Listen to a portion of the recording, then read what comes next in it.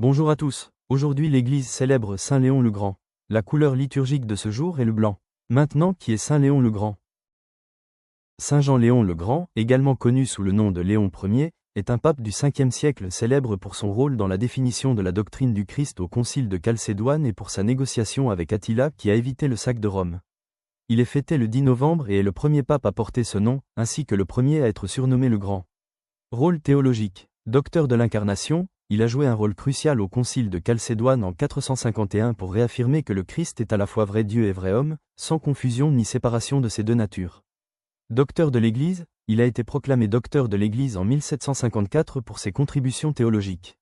Rôle politique et diplomatique. Rencontre avec Attila. En 452, il a rencontré Attila, le chef des Huns, et l'a persuadé de se retirer d'Italie, épargnant Rome. Pillage de Rome. En 455, bien qu'il n'ait pas pu empêcher le pillage de Rome par les Vandales, il a négocié pour que la ville ne soit pas incendiée. Autres informations. Pontificat, il a été pape de 440 à 461. Saint du jour, il est fêté le 10 novembre.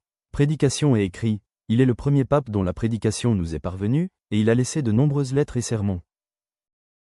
Voici les actions qu'un chrétien peut mener le jour de la fête de Saint Léon le Grand. Participer à la messe.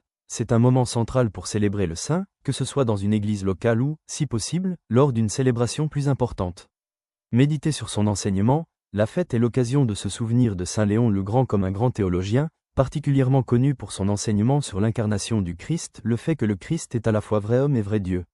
S'inspirer de ses vertus, Saint Léon est décrit comme un homme de douceur, de charité et d'action pastorale. Le chrétien peut s'efforcer de mettre en pratique ces qualités dans sa vie quotidienne.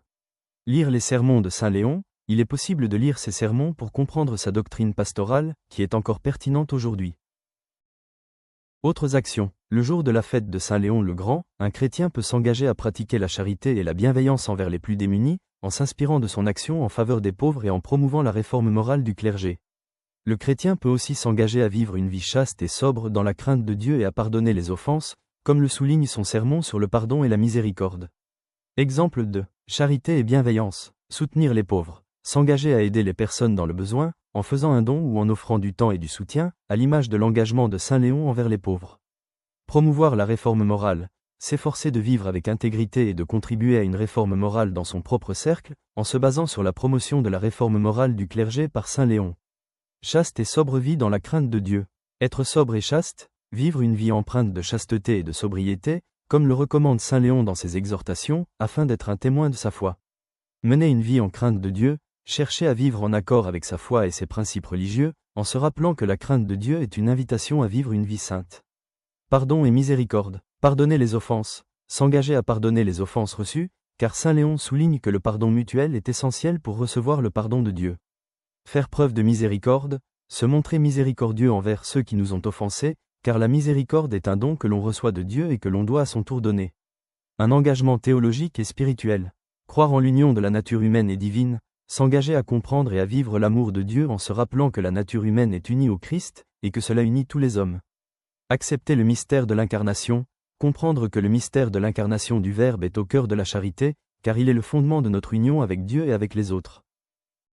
Prière à Saint Léon le Grand.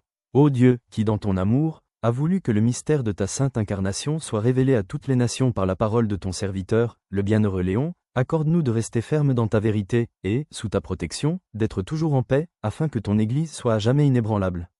Par l'intercession de Saint Léon le Grand, pape et docteur de l'Église, aide-nous à vivre selon ta volonté et à suivre ton exemple. Amen.